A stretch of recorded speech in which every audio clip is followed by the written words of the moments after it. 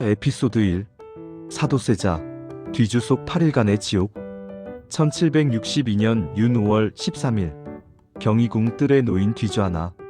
그 안에서 조선의 왕세자가 8일간 서서히 죽어갔습니다. 아버지 영조의 명령으로.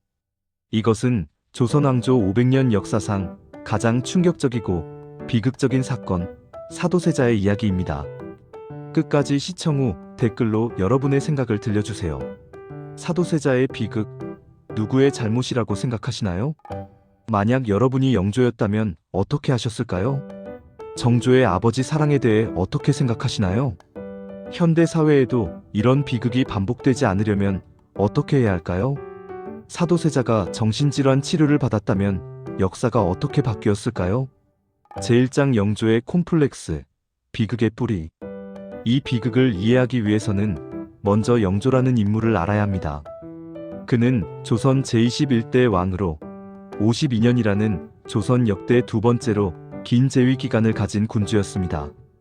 하지만 그의 삶은 시작부터 콤플렉스로 얼룩져 있었습니다.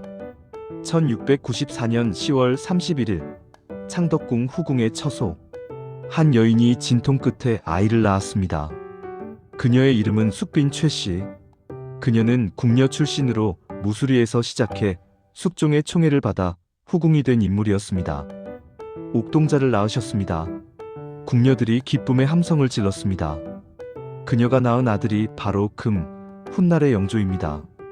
하지만 기쁨도 잠시, 곧 궁궐에는 수군거림이 퍼졌습니다. 또 무수리의 자식이로구나.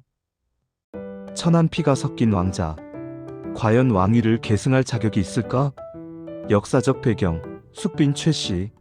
숙빈 최씨는 원래 궁녀도 아닌 무수리, 즉 궁궐 청소와 자비를 하는 최하위 신분 출신이었습니다. 그녀가 어떻게 숙종의 눈에 들었는지는 명확하지 않지만 숙종은 그녀를 총애했고 1694년 아들을 낳자 수건으로 봉했습니다. 하지만 조선 사회에서 신분은 절대적이었습니다. 아무리 왕의 아들이라 해도 어머니가 천민 출신이라는 것은 지울 수 없는 낙인이었습니다. 어린 금은 궁궐에서 자라며 끊임없이 자신의 출신에 대한 비난을 들어야 했습니다. 1701년 7살의 금이 서재에서 글을 읽고 있었습니다. 복도를 지나가던 조정 대신들의 목소리가 들렸습니다. 저 아이는 무수리의 자식이야. 왕자라고 하지만 천한 피가 섞였으니. 형님이신 왕세자 전하와는 다르지. 어린 금은 책을 쥔 손에 힘을 주었습니다. 눈물이 글자 위로 떨어졌습니다. 영조의 성장과 콤플렉스. 1702년 금은 연인군으로 봉해졌습니다. 하지만 그의 형 훗날의 경종이 왕세자였기 때문에 연인군은 항상 이순이었습니다. 더욱이 1701년 어머니 숙빈 최씨가 희빈장 씨를 저주했다는 혐의로 사사되면서 어린 연인군은 어머니마저 잃었습니다. 1701년 10월 어머니의 사사 소식을 들은 8살 연인군. 어마마마께서. 그는 목 놓아 울었습니다. 하지만 누구도 위로해주지 않았습니다. 아니, 위로할 수 없었습니다. 정치적으로 너무나 민감한 사안이었기 때문입니다. 그날 이후 연인군은 마음을 닫았습니다. 그리고 다짐했습니다. 나는 반드시 인정받아야 한다. 그 누구도 나를 무시할 수 없도록. 청년 연인군은 학문에 몰두했습니다. 누구보다 열심히 공부했고 누구보다 모범적으로 행동했습니다. 하지만 그럴수록 주변의 시선은 더욱 차갑게 느껴졌습니다. 1720년 27의 연인군은 이미 학식이 깊은 학자였습니다. 하지만 조정에서는 여전히 그를 무수리의 아들로만 보았습니다. 경종 즉위와 정치적 혼란. 1720년 6월 13일 숙종이 승하하고 경종이 왕위에 올랐습니다. 하지만 경종은 건강이 좋지 않았고 후사가 없었습니다. 조정은 두 파로 나뉘었습니다. 노로는 연인군을 왕세제로 책봉하려 했고 소로는 이를 격렬히 반대했습니다. 1721년 3월 경희궁 대전. 전하, 후사가 없으시니 연인군을 왕세제로 책봉하심이 마땅하옵니다. 노론의 영수 김창집이 아래였습니다. 하지만 소론의 대신들이 반발했습니다. 아니되옵니다. 왕세제 책봉은 시기상조이옵니다. 경종은 고민에 빠졌습니다. 신임사와 피해 숙청. 1721년 마침내 경종은 연인군을 왕세제로 책봉했습니다. 하지만 이것이 오히려 재앙의 시작이었습니다. 소론은 노론이 경종을 몰아내고 연인군을 왕으로 만들려 한다고 주장했습니다. 그리고 1721년 신임사화가 발생했습니다. 노론의 영수 김창집, 이이명, 이건명, 조태채 등이 체포되었습니다. 역적들을 참아라. 신문 끝에 그들은 사형에 처해졌습니다. 수백 명의 노론 인사들이 죽거나 유배되었습니다. 연인군은 이 과정을 지켜볼 수밖에 없었습니다. 그리고 두려움에 떨었습니다. 나도 역적으로 몰릴 수 있다. 더욱 충격적인 것은 소론이 연인군을 경종 독살 미수의 배우로 지목한 것입니다. 근거 없는 의심이었지만 연인군에게는 치명적인 타격이었습니다. 1722년 연인군의 처소. 연인군은 밤새 잠을 이루지 못했습니다. 나는 형님을 해치려 한 적이 없다. 절대로. 하지만 사람들은 나를 역적으로 본다. 그의 손이 떨렸습니다. 이 의심은 평생 그를 괴롭혔습니다. 1724년 영조의 즉위. 1724년 8월 25일 경종이 급서했습니다. 향년 37세였습니다. 사인에 대해서는 여러 설이 있지만 명확하지 않습니다. 연인군은 경종의 유명에 따라 왕위에 올랐습니다. 31세의 영조였습니다. 즉위식 날 영조는 어좌에 앉았습니다. 하지만 그의 마음은 편치 않았습니다. 과인은 정당하게 왕위에 올랐다. 하지만 사람들은 과인을 의심한다. 신하들이 절을 올렸지만 영조는 그들의 진심을 믿을 수 없었습니다. 1728년 이인좌의 난. 영조의 두려움은 현실이 되었습니다. 1728년 3월 이인좌의 난이 일어났습니다. 영조는 가짜 왕이다.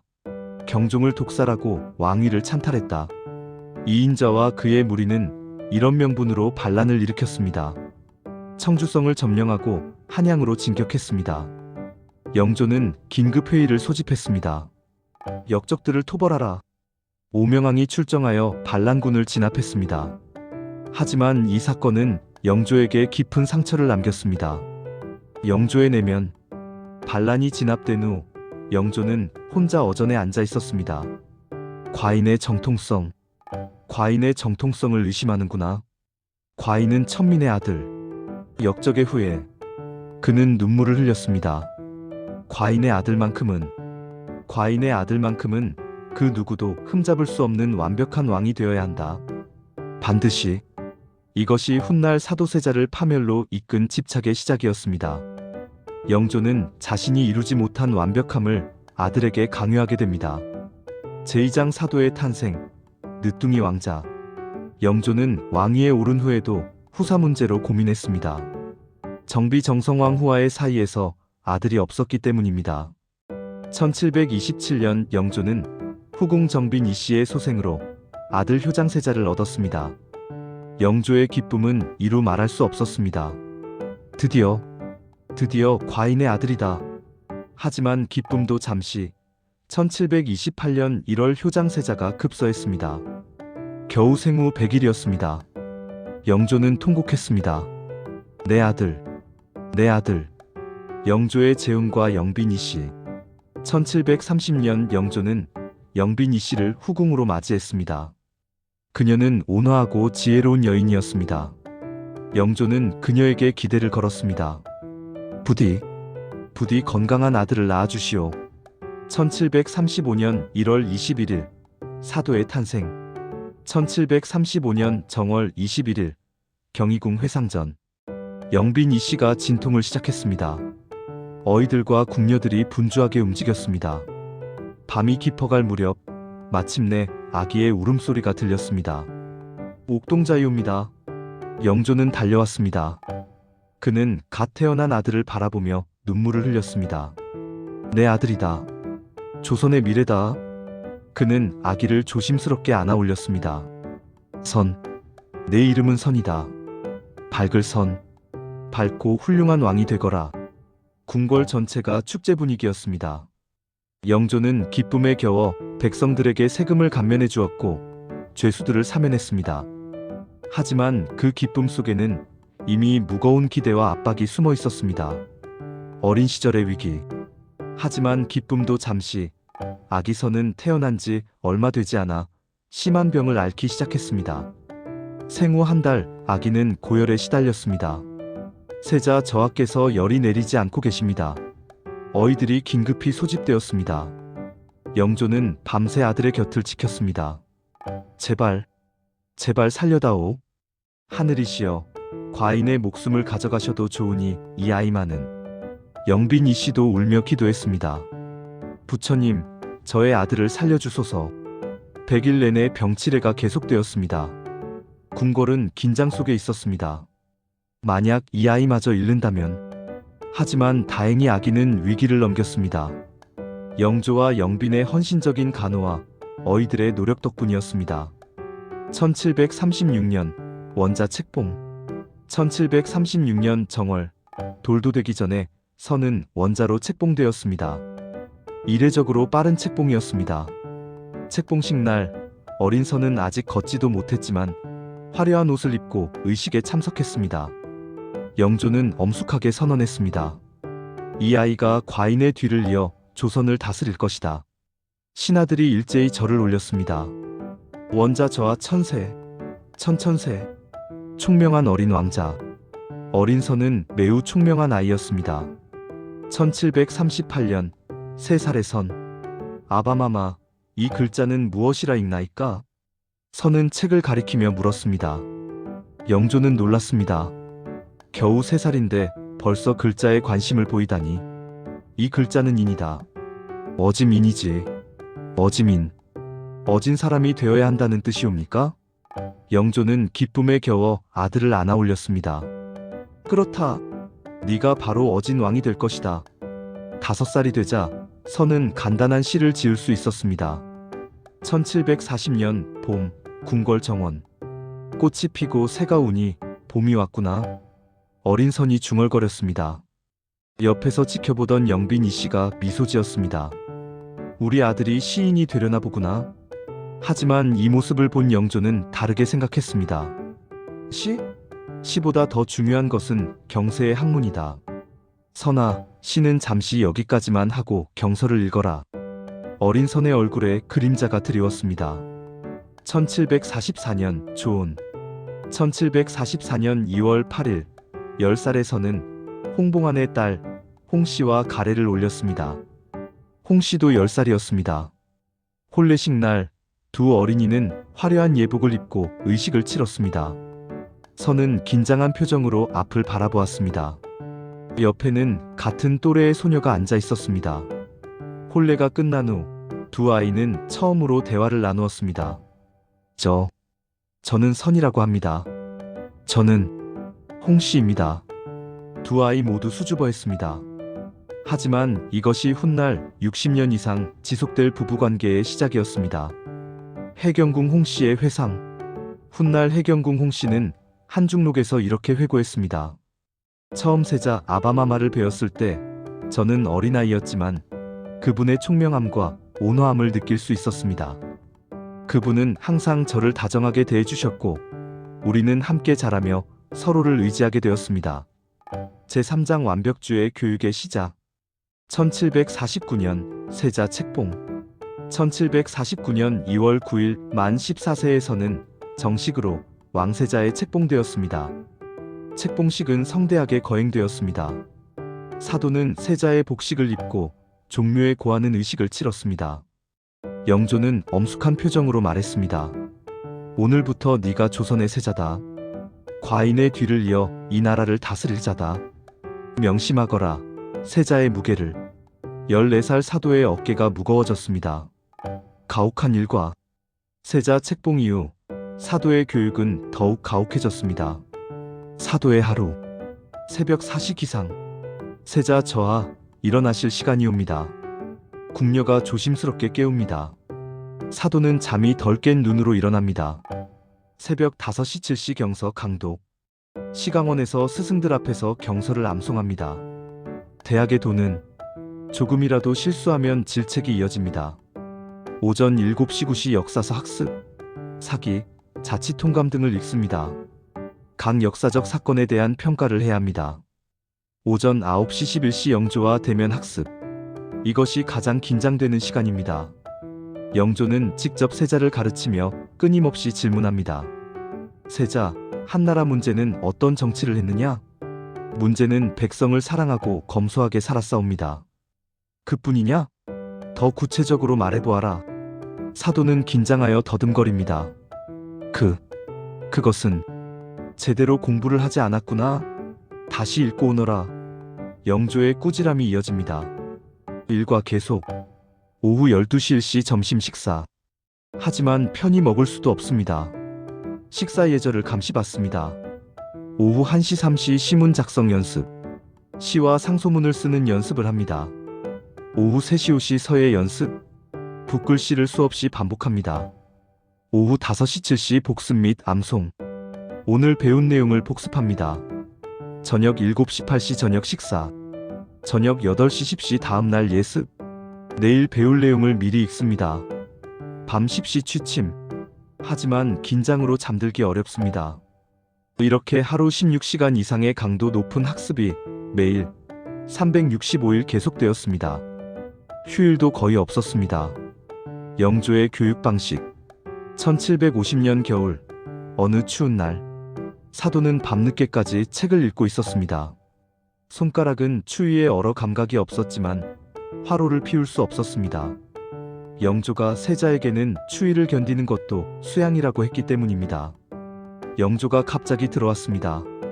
아직도 공부하고 있느냐? 예, 아바마마. 좋다. 그럼 오늘 배운 논어의 내용을 암송해 보아라. 사도는 피곤에 지쳐 있었지만 최선을 다해 암송했습니다.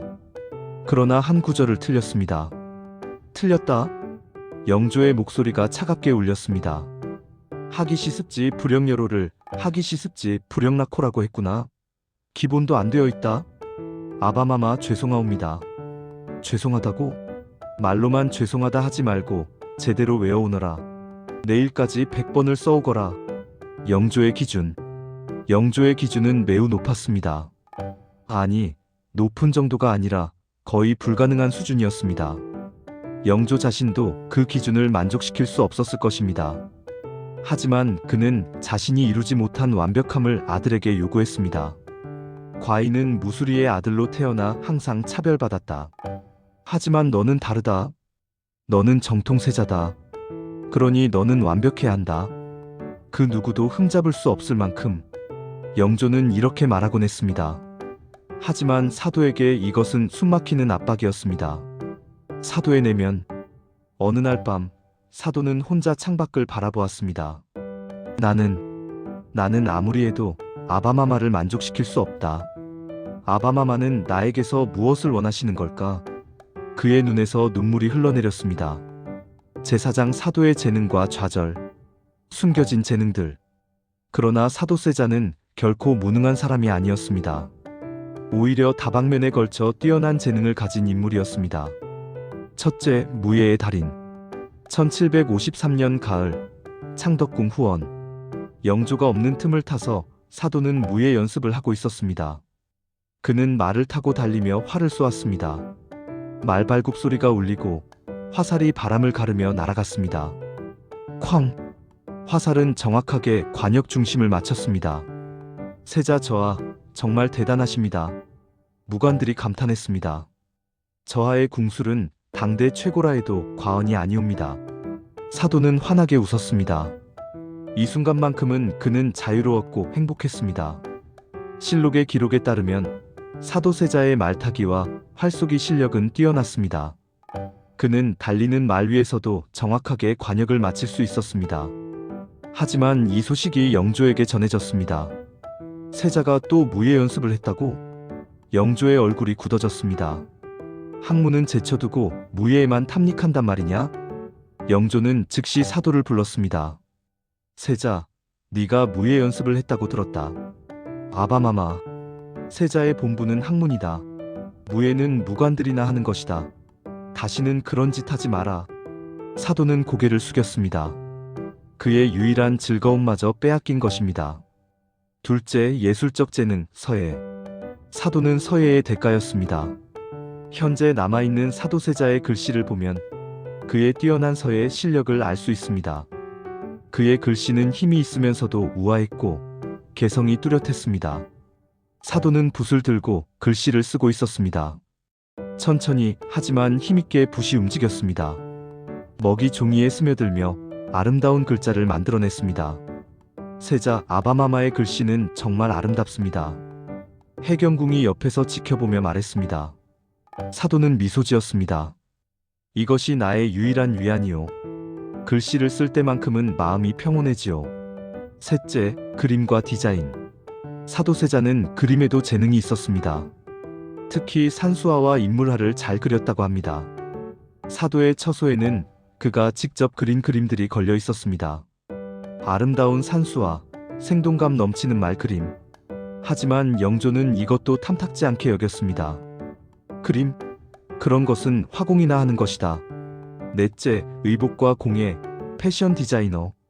사도세자의 가장 독특한 재능은 의복 디자인과 제작이었습니다. 사도의 처소에는 그가 직접 디자인한 옷들이 가득했습니다. 전통적인 한복의 형태를 유지하면서도 새로운 색상 조합과 문양을 사용한 독창적인 디자인들이었습니다.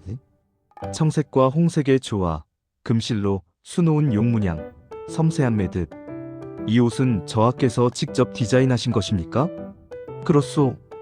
이 색상 조합이 어떻소? 해경궁은 감탄했습니다.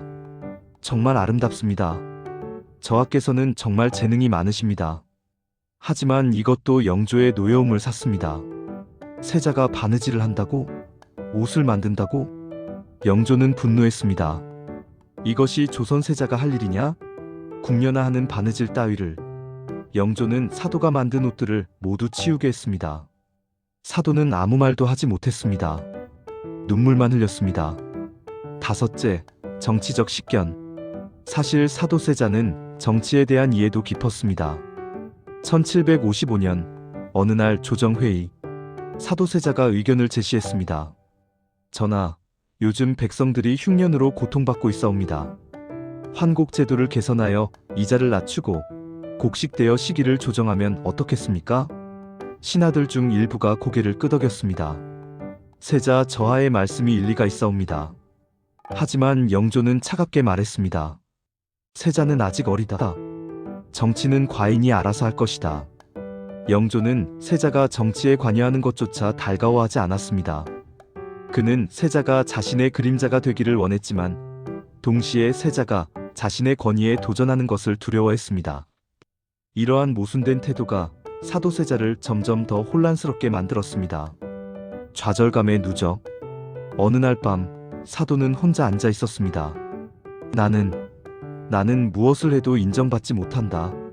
학문을 해도 부족하고 무예를 하면 꾸중을 들고 예술을 하면 질책을 받고 아바마마는 나에게서 무엇을 원하시는 걸까? 아니, 아바마마는 나를 사랑하시는 걸까? 그의 마음속에 의문이 자라나기 시작했습니다. 제오장 어머니의 죽음, 마지막 보루의 상실. 1757년 정월, 영빈 이씨의 병세. 1756년 겨울부터 영빈 이씨의 건강이 나빠지기 시작했습니다.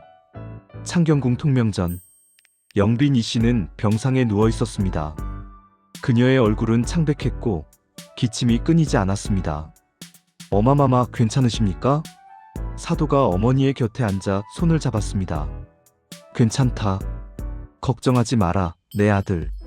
하지만 영빈의 손은 차가웠습니다. 어이들이 최선을 다했지만 영빈의 병세는 호전되지 않았습니다. 1757년 정월, 영빈 이씨는 결국 세상을 떠났습니다.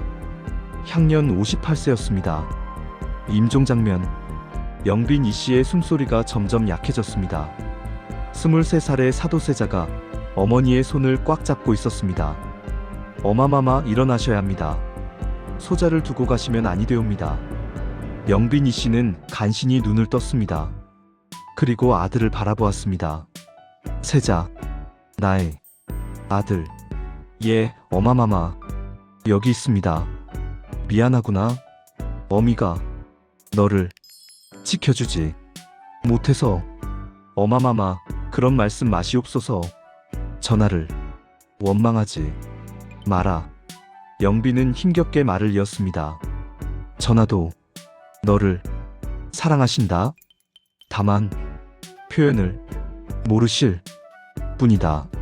어마마마, 항상 조심하고 인내하거라. 내 아들. 예, 어마마마, 명심하겠습니다. 그리고 왕비마마 해경국물 잘 모시거라. 그분이 이제 내 곁에 있을 유일한 사람이다. 영빈 이씨는 마지막 힘을 다해 말했습니다. 건강하게 오래 살아라, 내 아들. 그리고 그녀는 조용히 숨을 거두었습니다. 어마마마, 어마마마. 사도세자의 절규가 궁궐에 울려 퍼졌습니다. 해경궁 홍씨도 함께 울었습니다. 영조도 슬픔에 잠겼습니다. 어머니와의 추억. 영빈 이씨는 사도세자에게 유일한 정서적 지지자였습니다. 어린 사도가 영조에게 꾸중을 듣고 울고 있었습니다. 영빈 이씨가 아들을 안아주었습니다. 울지 마라, 내 아들. 전하께서는 너를 사랑하신다. 다만 그 사랑을 엄하게 표현하실 뿐이야. 하지만 어마마마, 소자는 아무리 해도 아바마마를 기쁘게 해드릴 수가 없습니다. 아니다. 너는 충분히 잘하고 있다. 너는 총명하고 착한 아이다. 어미는 너를 자랑스럽게 생각한다. 사도가 무예 연습을 하다가 영조에게 들켜 혼난 날, 영빈이 사도를 위로했습니다. 세자야, 전하께서는 네가 상처받을까봐 걱정하시는 것이다. 무예는 위험하니까. 하지만 어마마마, 소자는 무예가 좋습니다. 소자에게도 좋아하는 것이 있어도 되지 않습니까? 영빈은 아들의 머리를 쓰다듬었습니다. 그렇지. 내 말이 맞다. 하지만 지금은 조금만 참자꾸나. 네가 왕이 되면 그때는 네가 원하는 것을 할 수 있을 것이다. 장례와 3년상. 영빈 이씨의 장례는 성대하게 치러졌습니다. 사도세자는 3년상을 치르겠다며 상복을 입었습니다. 그는 먹지도 자지도 않고 어머니의 빈소를 지켰습니다. 어마마마, 소자가 효를 다하지 못했습니다. 용서하소서. 해경궁도 함께 슬퍼했습니다. 대전 마마영빈 이씨께서는 저에게도 어머니 같은 분이셨습니다. 해경궁의 회고. 훗날 해경궁 홍씨는 한중록에서 이렇게 썼습니다. 대전 마마께서 돌아가신 후 세자 아바마마는 완전히 변하셨습니다. 그전에도 때때로 우울해하셨지만 그 후로는 정말 다른 사람이 되신 것 같았습니다. 대전 마마는 세자 아바마마의 마지막 버팀목이었는데 그마저 이르셨으니 제6장 정신의 붕괴, 의대증의 시작. 1757년 봄, 첫 증상. 어머니의 죽음 직후부터 사도세자에게 이상한 증상이 나타나기 시작했습니다. 바로 의대증이었습니다. 1757년 봄, 사도세자의 처소. 아침이 되어 사도는 옷을 갈아입어야 했습니다. 세자 저하, 조복을 입으셔야 할 시간이 옵니다. 궁녀가 옷을 가져왔습니다. 사도는 옷을 바라보았습니다. 그런데 갑자기 가슴이 답답해지기 시작했습니다. 이 옷이 맞을까? 그는 떨리는 손으로 옷을 만졌습니다. 세자 저하? 궁녀가 걱정스럽게 물었습니다. 사도는 옷을 입으려고 했습니다. 하지만 입는 순간 극심한 불안감이 엄습했습니다. 숨이 막혔습니다. 심장이 미친 듯이 뛰었습니다. 온몸에 식은땀이 흘렀습니다. 안 돼. 이 옷은 아니야. 그는 옷을 벗어던졌습니다. 다른 옷을 가져와라. 증상의 악화. 이런 증상은 점점 악화되었습니다. 며칠 후 사도는 하루 종일 옷을 갈아입고 있었습니다. 새벽부터 시작해서 이 옷도 아니야. 저 옷도 아니야. 한 벌, 두 벌, 세 벌, 10벌, 20벌. 궁녀들이 옷을 계속 가져왔지만 사도는 만족하지 못했습니다. 왜 맞는 옷이 없는 거지? 그의 얼굴은 땀으로 범벅이 되었고 눈은 초점을 잃었습니다. 해질녘이 되어서도 사도는 여전히 옷과 씨름하고 있었습니다. 해경궁 홍씨가 들어왔습니다. 세자 아바마마, 이제 그만하시고 쉬셔야 합니다. 하지만 사도는 듣지 못하는 것 같았습니다. 맞는 옷을 찾아야 해. 해경궁의 증언. 해경궁 홍씨는 한중록에서 이렇게 기록했습니다. 어느 날은 세자 아바마마께서 새벽부터 밤까지 옷을 갈아입으셨습니다. 100벌도 넘는 옷을 입었다 벗었다를 반복하셨지요. 저는 옆에서 눈물을 흘리며 지켜볼 수밖에 없었습니다. 세자 아바마마께서 너무나 고통스러워하셨기 때문입니다. 현대의학적 분석. 현대 정신의학으로 보면 사도세자의 의대증은 심각한 강박장애 OCD와 공황장애의 복합 증상입니다. 전문가 인터뷰 형식. 정신과 전문의 사도세자의 증상을 현대의학으로 분석하면 이것은 전형적인 강박장애입니다. 특정 행동옷 입기에 대한 극심한 불안과 공포, 그리고 그것을 반복해야만 하는 강박. 이러한 증상은 극심한 스트레스와 트라우마에서 비롯됩니다. 사도세자의 경우 아버지의 끊임없는 압박과 어머니의 죽음이라는 트라우마가 복합적으로 작용했을 것입니다. 왜 옷인가? 왜 하필 옷을 입는 것에 강박이 생겼을까요? 심리학적으로 보면 옷은 사회적 역할과 정체성의 상징입니다. 특히 왕세자에게 옷은 단순한 의복이 아니라 신분과 책임의 상징이었습니다. 사도세자는 세자의 옷을 입는다는 것, 즉 세자의 역할을 수행한다는 것 자체에 극심한 공포를 느끼게 된 것입니다. 사도의 톡백. 이 옷을 입으면 나는 세자가 된다. 세자가 되면 아바마마의 기대를 충족시켜야 한다. 하지만 나는 그럴 수 없다. 나는 부족하다. 나는 실패할 것이다. 그러니 이 옷은 내게 맞지 않는다. 영조의 반응. 어느 날 영조가 사도의 처소를 방문했습니다. 사도는 여전히 제대로 된 옷을 입지 못한 상태였습니다. 평상복도 아니고 조복도 아닌 이상한 차림이었습니다. 영조는 분노했습니다. 이게 무슨 꼴이냐? 세자가 이런 꼴로 있다니. 아바마마 소자는 변명하지 마라. 이것은 나를 모욕하기 위한 것이 아니냐? 아바마마, 그것이 아니옵니다. 그렇다면 무엇이냐? 너는 일부러 나를 화나게 하려는 것이다. 영조는 아들의 증상을 이해하지 못했습니다. 당시에는 정신질환에 대한 개념 자체가 없었기 때문에 영조는 이것을 아들의 고의적인 반항으로 해석했습니다. 이것이 부자관계를 더욱 악화시켰습니다. 밤의 공포. 밤이 되면 증상은 더욱 악화되었습니다. 사도는 잠을 이룰 수 없었습니다. 옷장을 계속 들여다보며 내일 입을 옷을 고민했습니다. 내일은 어떤 옷을 입어야 하지? 아니, 그 옷도 안 돼. 저 옷도 안 돼. 해경궁이 옆에서 걱정스럽게 지켜보았습니다. 세자 아바마마, 제발 주무셔야 합니다. 하지만 사도는 듣지 못했습니다. 제7장 광기의 발현, 통제 불능. 1758년 첫 번째 폭력 사건. 경고. 다음 내용은 역사적 사실이지만 폭력적인 장면을 포함합니다. 1758년부터 사도세자의 증상은 더욱 심각해졌습니다. 의대증뿐만 아니라 폭력적인 충동까지 나타나기 시작했습니다. 1758년 여름밤, 사도세자의 처소. 사도는 또다시 옷을 입으려다 실패했습니다. 좌절감이 극에 달했습니다. 갑자기 환관 한 명이 들어왔습니다. 세자 전하께서 내일 조회에 참석하라 하셨습니다. 그 순간 사도의 이성이 끊어졌습니다. 조회에 나가라고? 내가 이 꼴로? 그는 갑자기 환관을 붙잡았습니다. 네가 나를 비웃는 것이냐? 아니옵니다, 세자 저하. 하지만 사도는 듣지 않았습니다. 그는 환관을 때리기 시작했습니다. 환관의 비명이 울려 퍼졌지만 아무도 감히 말리지 못했습니다. 다음 날 아침, 그 환관은 중상을 입은 채 발견되었습니다. 해리성 장애. 더욱 충격적인 것은 사도세자가 자신이 한 일을 기억하지 못하는 경우가 많았다는 것입니다. 다음 날 아침, 사도가 깨어났습니다. 해경궁이 두려운 눈으로 그를 바라보고 있었습니다. 왜 그렇게 보시오? 세자 아바마마, 간밤의 일을 기억하시옵니까? 간밤? 무슨 일이 있었소? 해경궁은 눈물을 흘렸습니다. 세자 아바마마께서는 환관을 심하게 구타하셨습니다. 뭐라고?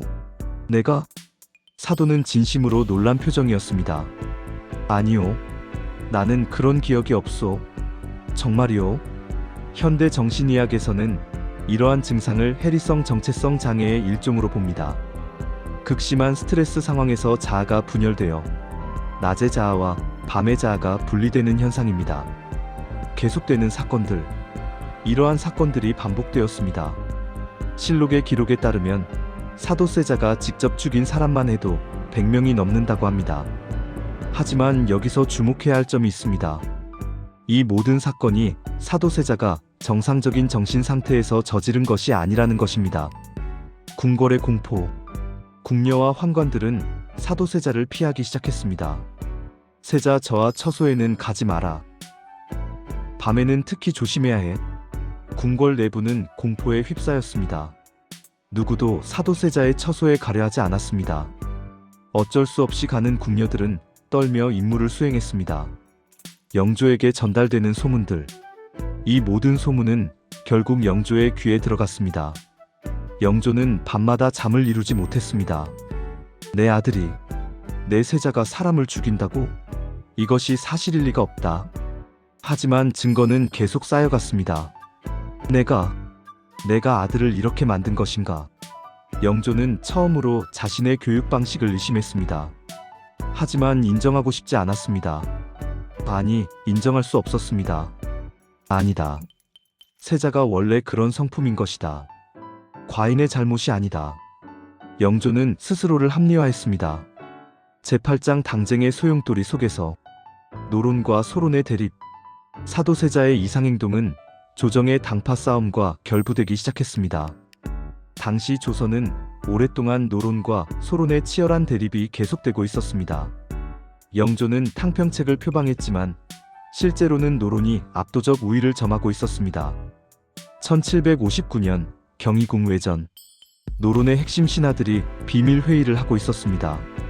세자의 행실이 이러하니 이대로 두면 조선의 미래가 위태롭소. 전하께서는 아직 세자를 포기하지 않으셨소. 그렇다면 우리가 전하를 설득해야 하오. 세자는 더 이상 세자로서 적합하지 않다는 것을 조심해야 하오. 잘못하면 우리가 역적으로 몰릴 수 있어. 하지만 조선을 위해서는 어쩔 수 없소. 세자가 왕이 되면 나라가 망할 것이오. 소론의 입장. 반면 소론 계열 인사들과 일부 남인들은 세자를 보호하려 했습니다. 소론의 한 신하가 사도세자를 찾아왔습니다. 세자 저하, 노론이 저하를 해하려 합니다. 조심하셔야 합니다. 과인을 해야 한다고? 예, 그들은 전하께의 저하의 잘못을 끊임없이 고하고 있습니다. 사도세자는 두려움에 떨었습니다. 그렇다면 과인은 어찌해야 하오? 저하께서는 노론과 거리를 두셔야 합니다. 그리고 저희 소론을 믿으시옵소서. 하지만 이것이 오히려 사도세자를 더욱 위험에 빠뜨렸습니다. 노론은 세자가 소론과 결탁하여 정치적 세력을 만들려 한다고 영조에게 고했기 때문입니다. 홍봉안의 딜레마. 가장 고통스러운 위치에 있던 사람은 홍봉안이었습니다. 홍봉안 1713-1778은 사도세자의 장인이자 영의정이었습니다. 해경궁 홍씨의 아버지이기도 했습니다. 1760년 어느 밤, 홍봉안의 저택. 홍봉안은 혼자 앉아 깊은 고민에 빠져 있었습니다. 사위를 지켜야 하는가, 아니면 나라를 위해 왕을 따라야 하는가. 그때 딸 해경궁이 몰래 찾아왔습니다. 아버님, 세자 아바마마를 도와주셔야 합니다. 홍봉안은 한숨을 쉬었습니다. 딸아, 아비도 어찌할 수 없구나. 하지만 아버님, 세자 아바마마는 병들으신 것입니다. 미친 것이 아니라 그것을 누가 믿겠느냐? 전하께서도 이미 마음을 굳히신 듯하다. 해경궁은 눈물을 흘렸습니다. 아버님까지 세자 아바마마를 버리시려 합니까? 홍봉안은 대답하지 못했습니다. 그의 마음도 찢어지고 있었습니다. 홍봉안의 선택. 결국 홍봉안은 영조의 편에 서기로 결심했습니다. 며칠 후 홍봉안은 영조를 찾아갔습니다. 전하, 신이 아래옵니다. 무슨 일이냐? 홍봉하는 무릎을 꿇었습니다. 세자의 일에 대해 신은 사위이지만 그보다 먼저 전하의 신하이옵니다. 영조는 홍봉안을 바라보았습니다. 계속 아뢰라. 세자의 행실이 이러하오니 신은 전하의 결정을 따르겠나이다. 이 말은 곧 홍봉안이 사도세자를 포기한다는 뜻이었습니다. 영조는 고개를 끄덕였습니다. 경의 충성을 과인이 알겠다. 이 결정은 나중에 사도세자의 운명을 결정짓는 중요한 요인이 됩니다. 세자의 장인이자 최측근인 홍봉안마저 세자를 버렸다는 것은 세자의 입지가 완전히 무너졌다는 것을 의미했습니다. 제구장 파국으로 가는 길. 1761년 평양 행차 사건. 1761년 상황은 급속도로 악화되었습니다. 이해에 일어난 몇 가지 사건들이 사도세자의 운명을 결정지었습니다. 1761년 봄, 영조는 사도세자에게 명령했습니다. 세자, 과인을 대신하여 평양에 다녀와라. 사도는 당황했습니다. 평양으로 가야 한다고요? 그렇다. 평양 백성들을 위무하고 오너라. 하지만 사도는 출발할 수 없었습니다. 의대증이 너무 심해서 제대로 된 옷을 입을 수 없었기 때문입니다. 출발 예정일이 되었지만 사도는 여전히 궁궐에 있었습니다. 궁녀들이 출행복을 가져왔지만 사도는 그것을 입을 수 없었습니다. 이 옷은 안 돼. 하루가 지나고 이틀이 지나고 사흘이 지났습니다. 영조는 분노했습니다. 세자가 과인의 명을 거역하는 것이냐? 신하들이 전달했습니다. 전하, 세자 저하께서 병환으로. 병환이라니. 이것은 분명 꾀병이다. 세자는 나를 조롱하고 있는 것이다. 결국 사도는 억지로 출발했지만 여정 내내 고통스러워했습니다. 평양에서도 제대로 된 활동을 할 수 없었고 곧 돌아와야 했습니다. 이 사건은 영조의 분노를 크게 샀습니다. 의대증의 극심한 악화. 평양에서 돌아온 사도세자는 더욱 악화되어 있었습니다. 어느 날 영조가 사도를 불렀습니다. 세자, 내일 조회에 참석하라. 다음 날 아침 사도는 영조 앞에 나타났습니다. 하지만 그의 차림새는 이상했습니다. 조복도 아니고 평상복도 아닌 여러 옷을 겹쳐 입은 이상한 모습이었습니다. 영조는 경악했습니다. 이게 무슨 꼴이냐? 세자가 과인 앞에 이런 차림으로 나타나다니. 아바마마, 소자는 나가라. 당장 나가. 내 눈앞에서 사라져라. 사도세자는 울며 물러났습니다. 나경원의 고변. 1761년 가을, 결정적인 사건이 발생했습니다. 나경원이라는 인물이 영조에게 직접 상소를 올렸습니다. 영조는 나경원의 상소를 읽고 있었습니다. 그의 손이 떨렸습니다. 상소에는 사도세자의 온갖 비행이 상세히 기록되어 있었습니다. 궁녀 살해, 환관 구타, 의대증으로 인한 직무유기, 밤마다 광란하는 행동, 기이한 복장. 이것이 모두 사실이란 말인가?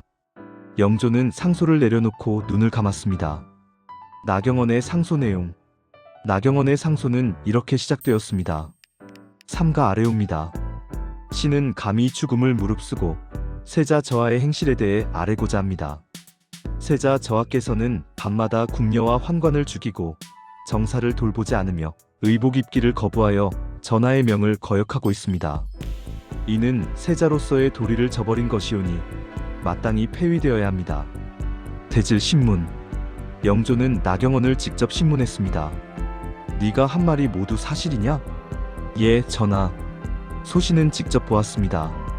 세자가 정말 그런 짓들을 했단 말이냐? 그러하옵니다, 전하. 영조는 더 이상 참을 수 없었습니다.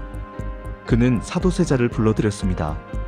경희궁 대전에서 역사적인 대질이 이루어졌습니다. 영조 앞에 사도세자가 무릎을 꿇었습니다. 세자, 나경원이 한 말이 사실이냐? 아바마마, 사실이냐고 묻는 것이다. 사도는 대답할 수 없었습니다. 부인할 수도 없었고 인정할 수도 없었습니다. 대답하라.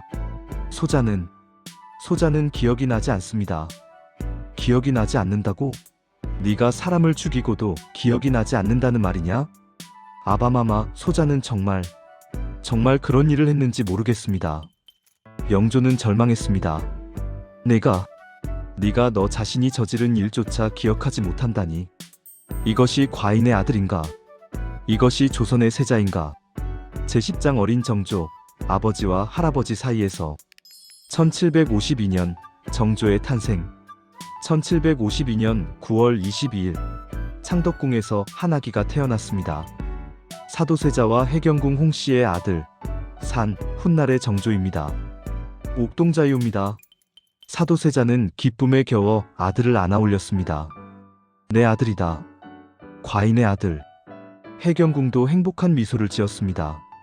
영조도 기뻐했습니다. 과인의 손자로구나. 총명한 왕손. 어린 정조는 매우 총명한 아이였습니다. 1756년 4살의 정조. 할아바마마, 이 글자는 무엇이옵니까? 정조는 책을 가리키며 물었습니다. 영조는 놀라며 기뻐했습니다. 이 어린 나이에 벌써 글자에 관심을 보이다니. 영조는 손자를 무척 사랑했습니다. 아들 사도에게는 가혹했지만 손자에게는 다정했습니다. 1760년 8살의 정조는 이미 경서를 읽을 수 있었습니다. 영조가 시험 삼아 물었습니다. 정조야, 대학의 첫 구절을 암송해보겠느냐? 예, 할아바마마. 대학지도 제명명덕 제친민 제지어지선. 정조는 막힘없이 암송했습니다. 영조는 크게 기뻐했습니다. 역시 과인의 손자다. 훌륭하구나. 그리고 사도를 돌아보며 말했습니다. 세자, 너도 이 아이만큼 총명했더라면 좋았을 것을. 사도는 아무 말도 하지 못하고 고개를 숙였습니다. 아버지와의 시간. 1761년 정조는 아버지 사도세자의 처소에 있었습니다. 아바마마 괜찮으십니까? 사도는 아들을 보며 슬픈 미소를 지었습니다. 정조야, 아비가 미안하구나. 아바마마 무슨 말씀을. 아비가 너에게 훌륭한 아버지가 되지 못했구나. 그런 말씀 마소서. 아바마마는 훌륭하신 분입니다. 사도는 아들을 안았습니다. 정조야, 명심해라. 네가 훗날 왕이 되거든 아비처럼 되지 마라. 아바마마, 더 강하고 더 현명한 왕이 되어라. 약하면 살아남을 수 없다. 어린 정조는 아버지의 말을 완전히 이해할 수는 없었지만 그 슬픔은 느낄 수 있었습니다. 할아버지와 아버지 사이에서.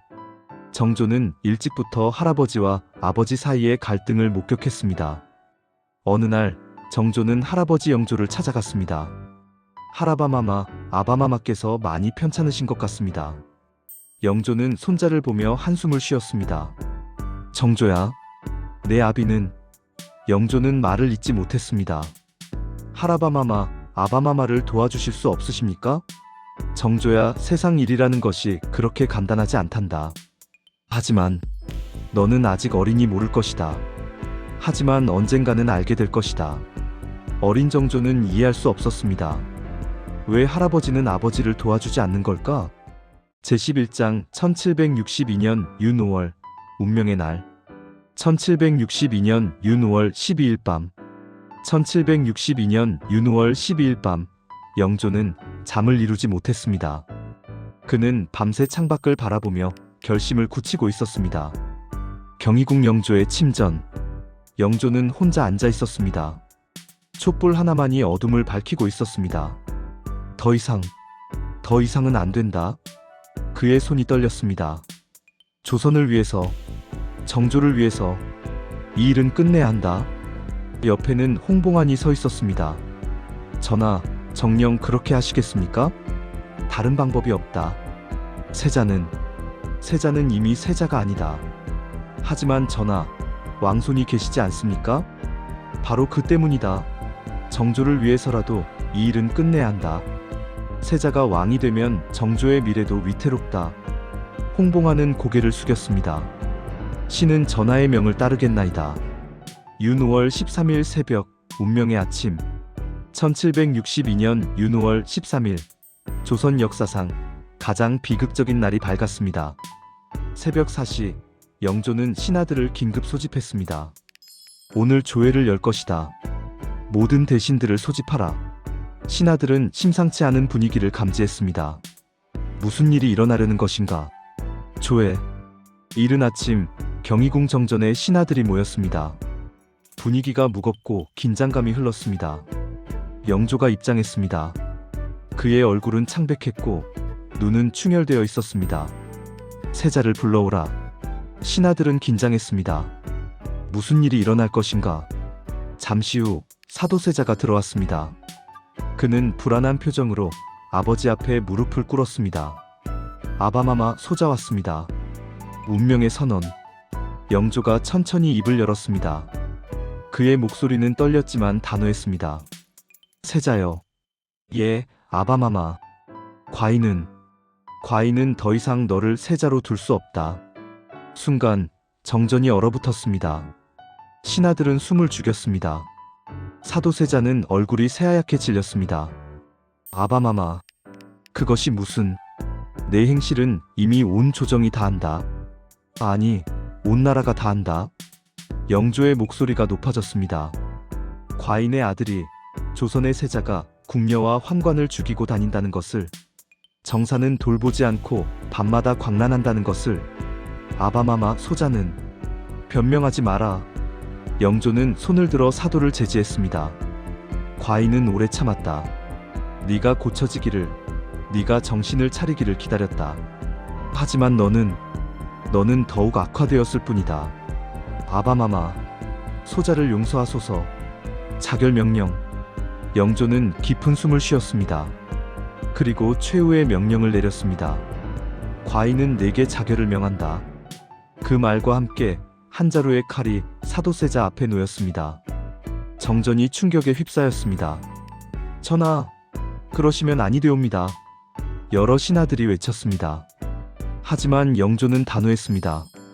과인의 명이다. 사도의 거부. 사도세자는 앞에 놓인 칼을 바라보았습니다.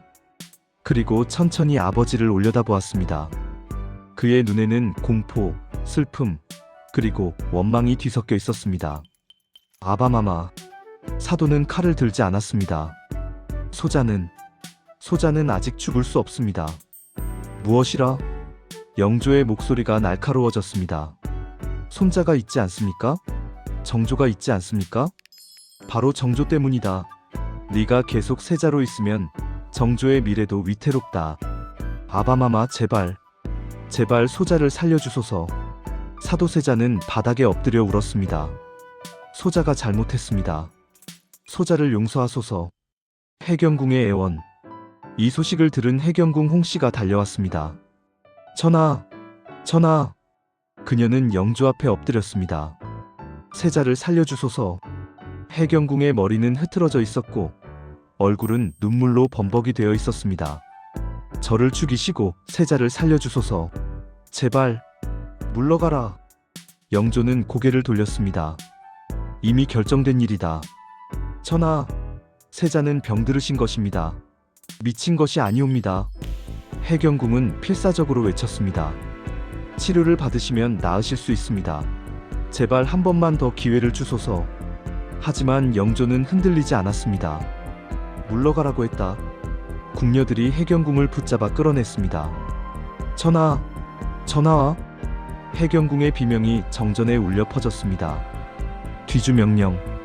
영조는 세자를 바라보았습니다. 세자는 여전히 칼을 들지 않고 있었습니다. 세자가 스스로 목숨을 끊지 않는다면 영조는 잠시 말을 멈추었습니다. 그리고 마침내 그 끔찍한 명령을 내렸습니다. 뒤주를 가져오라. 전하, 그러시면 아니되옵니다. 신하들이 일제히 외쳤습니다. 뒤주에 세자를 가두시면 이는 역사의 길이 남을 치우기옵니다. 네 명이다. 영조의 목소리가 천둥처럼 울렸습니다. 뒤주의 등장. 잠시 후 궁인들이 커다란 쌀 저장용 뒤주를 들고 왔습니다. 나무로 만들어진 사각형 상자였습니다. 높이는 약 150cm, 폭은 60cm 정도. 한 사람이 간신히 들어갈 수 있는 크기였습니다. 뒤주가 정전 마당에 놓였습니다. 사도세자는 그것을 보며 온몸이 떨렸습니다. 아바마마. 강제 수감. 저 안에 세자를 넣어라. 영조의 명령이 떨어졌습니다.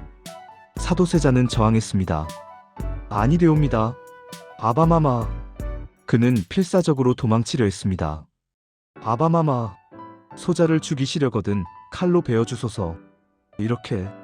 이렇게는 안 됩니다. 하지만 무사들이 사도를 붙잡았습니다. 놓아라. 놓으라고. 사도는 발버둥 쳤지만 여러 명의 무사들이 그를 제압했습니다. 아바마마. 아바마마. 그들은 사도를 강제로 뒤주 쪽으로 끌고 갔습니다. 28세의 조선 왕세자가 한때 총명하고 재능 있던 젊은이가 이렇게 뒤주 안에 갇히게 되었습니다. 무사들이 사도를 뒤주 안에 집어넣었습니다. 뒤주 안은 좁았습니다. 서 있을 수도 앉을 수도 없었습니다.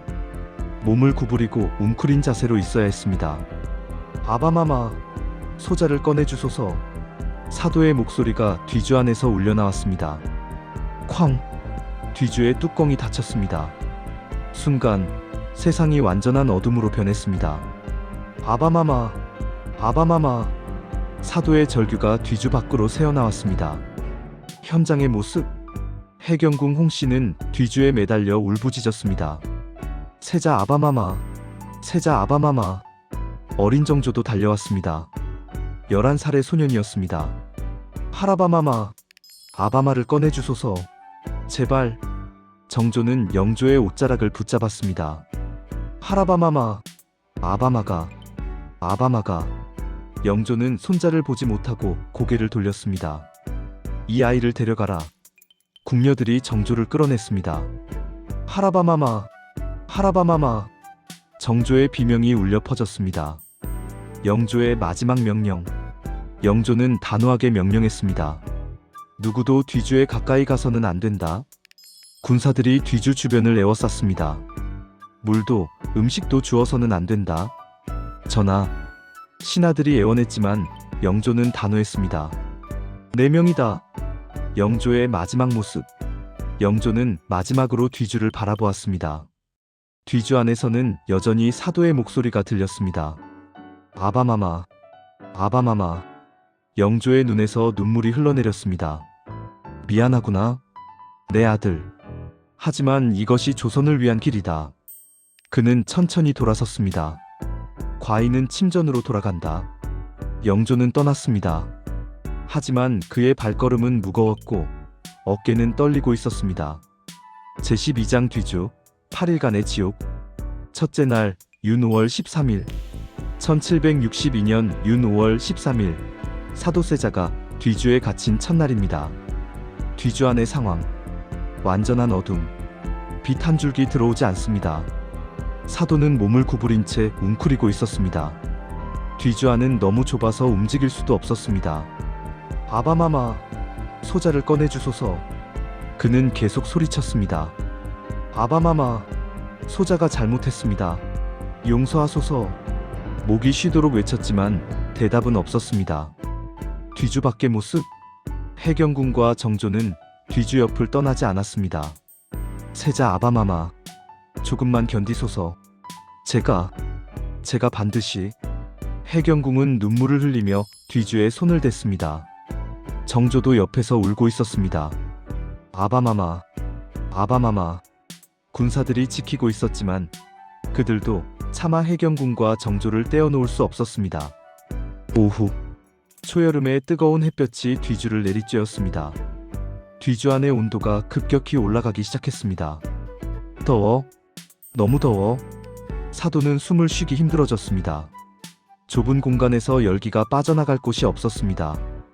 땀이 온몸에서 흘러내렸습니다. 저녁. 해가 지자 조금 시원해졌지만 사도는 이미 지쳐 있었습니다. 물을 주소서. 그의 목소리는 이미 쉬어 있었습니다. 해경궁이 물동이를 들고 뒤주에 다가가려 했습니다. 물러서시오. 군사가 막아섰습니다. 하지만 세자 저하께서 전하의 명이 계시다. 아무것도 주어서는 안 된다. 해경궁은 눈물을 흘리며 물동이를 떨어뜨렸습니다. 철퍽. 물이 땅에 쏟아졌습니다. 뒤주 안에서 사도는 그 소리를 들었습니다. 물. 둘째 날 윤 5월 14일 새벽. 둘째 날 새벽 사도의 목소리는 더욱 약해졌습니다. 목이 마르다. 사도의 입술은 이미 갈라지기 시작했습니다. 피가 맺혔습니다. 탈수 증상이 시작되고 있었습니다. 오전, 해가 높이 떠올랐습니다. 기온은 30도를 넘었습니다. 뒤주는 마치 찜통과 같았습니다. 아바마마, 제발, 물만. 사도의 목소리는 거의 들리지 않았습니다. 정오, 한낮의 뜨거운 햇볕.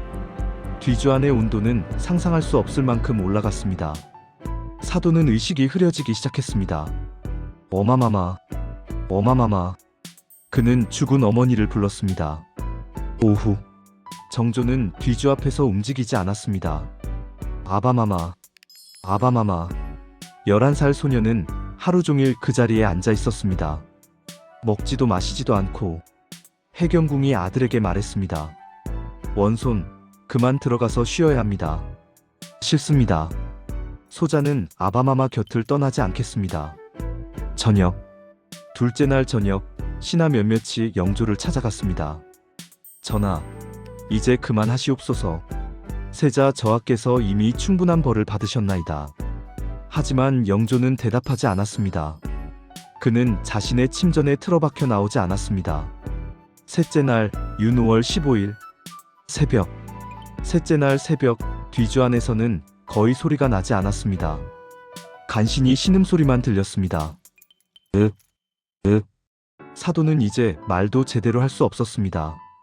오전, 해경궁은 밤새 잠을 자지 않았습니다. 그녀의 얼굴은 눈물과 먼지로 범벅이 되어 있었고 머리는 헝클어져 있었습니다. 세자 아바마마, 조금만 더 견디소서. 하지만 뒤주 안에서는 대답이 없었습니다. 정오, 뒤주 안의 사도는 혼미한 정신 속에서 환각을 보기 시작했습니다. 어마마마께서 오시는구나. 그는 죽은 어머니 영빈이 씨의 환영을 보았습니다. 어마마마, 소자가 왔습니다. 소자를 데려가소서. 오후, 어느 궁녀가 몰래 뒤주에 다가가 작은 틈으로 물을 흘려보내려 했습니다. 하지만 군사가 발견했습니다. 무엇을 하는 것이냐? 궁녀는 붙잡혔고 물은 땅에 쏟아졌습니다. 죄송합니다. 하지만 세자 저하께서 전하의 명을 어기는 것이냐? 궁녀는 끌려갔습니다. 넷째 날 윤5월 16일 새벽, 넷째 날 뒤주에서 악취가 나기 시작했습니다. 사도는 더 이상 배설물을 통제할 수 없었습니다. 뒤주 주변의 사람들은 코를 막았습니다. 하지만 해경궁과 정조는 여전히 그 자리를 지키고 있었습니다. 세자 아바마마, 해경궁의 목소리는 이제 거의 들리지 않았습니다. 그녀도 지쳐가고 있었습니다. 오전, 일부 신하들이 다시 영조에게 간청했습니다. 전하, 이제 그만하소서. 세자께서 이미 죽어가고 계시옵니다. 영조는 여전히 대답하지 않았습니다. 하지만 그의 눈은 붉게 충혈되어 있었고 손은 떨리고 있었습니다. 정오, 뒤주 안의 사도는 이제 거의 의식이 없었습니다. 극심한 탈수와 열사병으로 그의 신체 기능은 하나둘씩 멈춰가고 있었습니다. 신장 기능이 정지되었고 간 기능도 급격히 악화되고 있었습니다. 오후, 정조가 뒤주에 이마를 대고 울었습니다. 아바마마, 대답해 주소서. 하지만 뒤주 안에서는 아무 소리도 나지 않았습니다. 아바마마, 정조는 비명을 질렀습니다. 다섯째 날 윤5월 17일 새벽, 다섯째 날 사람들은 사도가 이미 죽은 것이 아닌가 의심했습니다. 한 신하가 조심스럽게 뒤주에 귀를 대고 들어보았습니다. 아주 미세한 숨소리가 들렸습니다. 아직 살아계시옵니다. 신하는 눈물을 흘렸습니다. 오전, 해경궁이 쓰러졌습니다. 닷새 동안 먹지도 자지도 않고 뒤주 옆을 지키던 그녀는 결국 기력을 잃었습니다. 세자 아바마마, 용서하소서. 그녀는 정신을 잃었고 궁녀들이 그녀를 내전으로 옮겼습니다. 정오, 정조만이 홀로 뒤주 앞에 남았습니다. 11살 소년의 작은 어깨가 흔들리고 있었습니다. 아바마마, 소자, 소자가 왕이 되면 반드시 그는 눈물로 범벅이 된 얼굴로 맹세했습니다. 반드시 아바마마의 억울함을 풀어드리겠습니다. 여섯째 날 윤 5월 18일 여섯째 날 폭염이 계속되었습니다. 뒤주안의 온도는 상상할 수 없을 만큼 높았습니다. 사도의 몸은 이미 심각하게 손상되어 있었습니다. 탈수로 인해 혈액이 걸쭉해졌고 심장은 제대로 뛰지 못했습니다. 오후 영조가 처음으로 침전에서 나왔습니다. 그는 멀리서 뒤주를 바라보았습니다. 그의 얼굴은 비통함으로 일그러져 있었습니다. 내 아들, 내 아들. 그는 중얼거렸습니다. 하지만 다시 돌아섰습니다. 결심을 바꿀 수는 없었습니다. 일곱째 날 윤 5월 19일 새벽 일곱째 날 새벽 뒤주 안에서는 더 이상 어떤 소리도 들리지 않았습니다. 완전한 침묵. 사람들은 이미 끝났다고 생각했습니다. 하지만 아직 아주 미세한 숨소리가 남아 있었습니다. 오전 정조는 여전히 뒤주 앞에 앉아 있었습니다. 일주일 동안 그 자리를 지킨 소년. 그의 옷은 땀과 먼지로 더럽혀져 있었고 얼굴은 해에 그을려 있었습니다. 하지만 그는 떠나지 않았습니다. 정오 뒤주 안의 사도세자. 그는 이제 거의 의식이 없었습니다. 하지만 마지막 순간까지 그의 마음속에는 한 가지 생각만이 남아 있었습니다. 사도의 마지막 생각. 정조야, 미안하다. 아비가 너에게 이런 아버지밖에 되지 못해서. 하지만 너는 강해야 한다. 살아남아야 한다. 약하면 이렇게 된다. 제발 살아남아라. 내 아들. 여덟째 날 윤 5월 21일 새벽 1762년 윤 5월 21일 새벽 여덟째 날이 밝았습니다. 뒤주 안에서는 더 이상 어떤 소리도 어떤 움직임도 없었습니다. 완전한 침묵. 오전 영조가 나왔습니다. 그의 얼굴은 창백했고 눈은 텅 비어 있었습니다. 뒤주를 열어라. 무사들이 조심스럽게 다가갔습니다. 정조가 비명을 질렀습니다. 안 됩니다. 아직 아바마마께서. 하지만 무사들은 명령을 따라야 했습니다. 뒤주를 여는 순간 천천히 뒤주의 뚜껑이 열렸습니다. 그 순간 모든 사람이 비명을 질렀습니다. 뒤주 안의 사도세자는 이미 시신이 되어 있었습니다. 8날 동안의 극심한 더위 때문에 부패가 진행되고 있었고 형체를 알아보기 힘들 정도였습니다.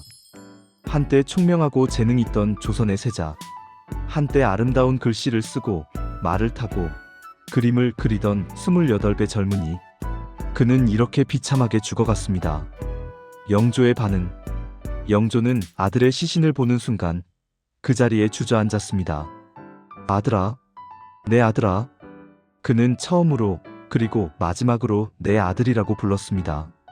미안하다. 영조는 통곡했습니다. 정조의 반응. 정조는 아버지의 시신을 보고 기절했습니다.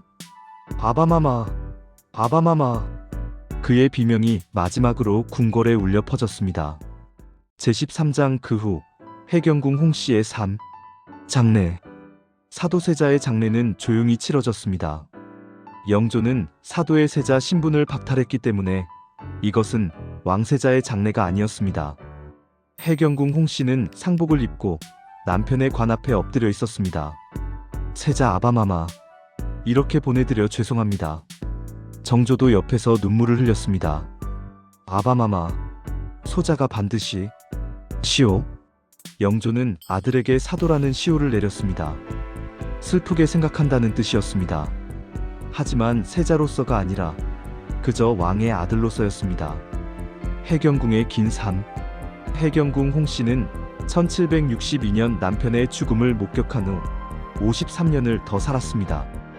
1762년 28배 해경궁. 그녀는 과부가 되었습니다. 아직 젊었지만 그녀의 삶은 이미 끝난 것이나 다름없었습니다. 세자 아바마마, 저는 이제 어떻게 살아가야 합니까? 1776년 정조의 즉위. 1776년 3월 5일 영조가 83세의 나이로 승하했습니다. 그리고 3월 10일 정조가 왕위에 올랐습니다. 즉위 식후 정조는 어머니 해경궁을 찾아왔습니다. 어마마마, 이제 소자가 아바마마의 억울함을 풀어드릴 수 있게 되었습니다. 해경궁은 눈물을 흘렸습니다. 그래, 네 아버지께서 얼마나 기뻐하실까. 어마마마께서 그 긴 세월 동안 견뎌주셔서 감사합니다. 정조는 어머니의 손을 잡았습니다. 한중록의 치필, 해경궁 홍씨는 만년에 한중록이라는 회고록을 썼습니다. 1795년 예순한 살해 해경궁. 그녀는 붓을 들고 글을 쓰기 시작했습니다. 나는 이 글을 후세에 남긴다. 세자 아바마마의 진실을 알리기 위해. 그분은 미친 사람이 아니었다. 그분은 병들었던 것이다. 그리고 그 병은 치료받을 수 있었어야 했다. 한중록은 조선시대 궁중 문학의 백미로 평가받으며 사도세자 사건을 이해하는 가장 중요한 자료가 되었습니다. 1815년 마지막. 1815년 1월 13일 해경궁 홍씨는 81세의 나이로 세상을 떠났습니다. 임종 직전 그녀는 중얼거렸습니다. 세자 아바마마, 이제 뵐 수 있겠습니다. 오래 기다리셨지요. 미안합니다. 그녀는 조용히 눈을 감았습니다. 그녀는 남편 사도세자와 함께 수원 육릉에 묻혔습니다. 생전에는 고통스러웠던 두 사람이 이제 영원히 함께하게 되었습니다. 제14장 정조의 복수와 복권. 1776년 즉위와 다짐. 1776년 3월 10일 정조 즉위식. 25세 정조는 어좌에 앉으며 마음속으로 맹세했습니다. 아바마마, 이제 소자가 아바마마의 원한을 풀어드리겠습니다. 노론과의 대결. 하지만 정조의 길은 쉽지 않았습니다. 노론 세력은 여전히 강력했고 그들은 정조가 아버지의 명예를 회복시키는 것을 극력 반대했습니다. 즉위 직후 조정회의. 정조가 말했습니다. 과인의 아버지는 세자셨다. 과인은 그 아들이다. 노론의 신하들이 반발했습니다. 전하, 선왕영조께서 내리신 결정을 번복하시려 하십니까? 과인은 번복하는 것이 아니다. 진실을 밝히는 것이다. 정조의 목소리는 단호했습니다. 규장각 설치. 정조는 규장각을 설치하여 자신의 정치적 기반을 마련했습니다. 1776년 정조는 젊고 유능한 학자들을 규장각에 모았습니다. 그대들은 과인을 도와 새로운 조선을 만들 것이다. 과인의 아버지께서 꿈꾸셨던 백성이 행복한 나라를. 장육령 창설. 정조는 자신의 군사력을 확보하기 위해 장육령을 창설했습니다. 과인을 지킬 힘이 필요하다. 그래야 아버지의 명예를 회복할 수 있다. 정조는 강력한 왕권을 구축해 나갔습니다. 1789년 아버지의 복권. 1789년 정조는 마침내 아버지를 추존했습니다. 과인의 아버지 사도세자를 장원세자로 추존한다. 신하들이 절을 올렸습니다. 장원세자 만세. 나중에 사도는 장조로 추존되어 왕의 지위를 회복했습니다. 수원 화성 건설. 1794년 정조는 아버지의 무덤을 수원으로 옮기고 그 주변에 새로운 도시를 건설하기 시작했습니다. 정조는 직접 현장을 방문했습니다. 이곳은 단순한 도시가 아니다. 이곳은 과인의 아버지를 위한 도시다. 조선 최고의 도시로 만들어라. 최첨단 기술을 사용하라. 정약용이 설계하고 거중기 등 혁신적인 기계를 사용하여 수원 화성이 건설되었습니다. 이것은 단순한 건축물이 아니라 아들의 아버지에 대한 사랑의 표현이었습니다. 아버지 무덤 참배. 정조는 자주 아버지의 무덤을 찾았습니다. 아바마마, 소자가 이곳에 왔습니다. 그는 무덤 앞에 앉아 눈물을 흘렸습니다. 아바마마께서 편히 쉬실 수 있도록 이렇게 아름다운 도시를 만들었습니다. 소자는 아바마마를 잊은 적이 없습니다. 그 뒤주 안에서 고통받으시던 모습을 소자는 평생 잊을 수 없습니다. 하지만 이제 아바마마는 왕이십니다. 장조 대왕이십니다. 정조의 치적. 정조는 재위 24년 동안 뛰어난 업적을 남겼습니다. 강력한 왕권 구축, 규장각을 통한 문화 진흥, 수원 화성 건설, 서울 차별 완화, 백성을 위한 정책들. 그는 아버지가 되지 못했던 훌륭한 왕이 되었습니다. 1800년 정조의 급서. 하지만 1800년 6월 28일 정조가 갑자기 세상을 떠났습니다. 향년 49세. 너무나 이른 죽음이었습니다. 임종 직전 정조는 중얼거렸습니다. 아바마마, 소자가 곧 뵙겠습니다. 소자가 아바마마의 뜻을 다 이루지 못해 죄송합니다. 그는 눈을 감았습니다. 일부 역사학자들은 정조의 죽음을 독살로 의심하기도 합니다. 하지만 진실은 알 수 없습니다. 제15장 역사의 재평가와 현대적 의미. 현대 역사학의 평가. 현대의 역사학자들은 사도세자 사건을 어떻게 평가하고 있을까요? 전문가 분석 1. 정신의학적 관점. 정신과 전문의의 분석. 사도세자의 증상 강박장애, 공황장애, 해리성 장애은 현대의학으로는 충분히 치료할 수 있는 것들입니다. 적절한 약물 치료와 심리 치료를 받았다면 그는 충분히 정상적인 삶을 살 수 있었을 것입니다. 만약 18세기 조선에 정신의학이 발달했다면 이 비극은 막을 수 있었을 것입니다. 전문가 분석 2. 심리학적 관점. 가족 상담 전문가의 분석. 영조와 사도세자의 관계는 전형적인 완벽주의 부모와 압박받는 자식의 관계입니다. 영조는 자신의 콤플렉스를 아들을 통해 해소하려 했고 이것이 아들을 파괴했습니다. 이것은 오늘날에도 여전히 많은 가정에서 일어나는 일입니다. 전문가 분석 3. 정치학적 관점. 정치학자의 분석. 사도세자의 죽음 뒤에는 노론과 소론의 권력 투쟁이 있었습니다. 노론 세력은 영조를 부추겨 세자를 제거하도록 만들었습니다. 권력 욕심이 한 사람의 목숨을 앗아간 것입니다. 현대인들에게 주는 교훈. 사도세자의 이야기는 260여 년이 지난 지금도 우리에게 중요한 교훈을 줍니다. 교훈 1. 정신건강의 중요성. 현대의 한 가정. 우울증으로 고통받는 젊은이. 정신질환은 부끄러운 것이 아닙니다. 그것은 치료받아야 할 질병입니다. 주변에 정신적으로 힘들어하는 사람이 있다면 그를 비난하지 말고 도와주어야 합니다. 교훈 2. 소통의 중요성. 현대의 부모와 자식. 서로 대화를 나누고 있습니다. 사랑한다는 말을 하세요. 이해하려고 노력하세요. 기대하기 전에 먼저 받아들이세요. 영조와 사도가 진심으로 대화했다면 비극은 막을 수 있었을지도 모릅니다. 교훈 3. 있는 그대로의 사랑. 부모가 아이를 안아주고 있습니다. 완벽을 강요하지 마세요. 있는 그대로를 사랑하세요. 그것이 진정한 사랑입니다. 에필로그. 육릉을 찾아서. 현재 2024년 수원 화성 근처의 육릉. 아름다운 소나무 숲 사이로 햇빛이 비칩니다.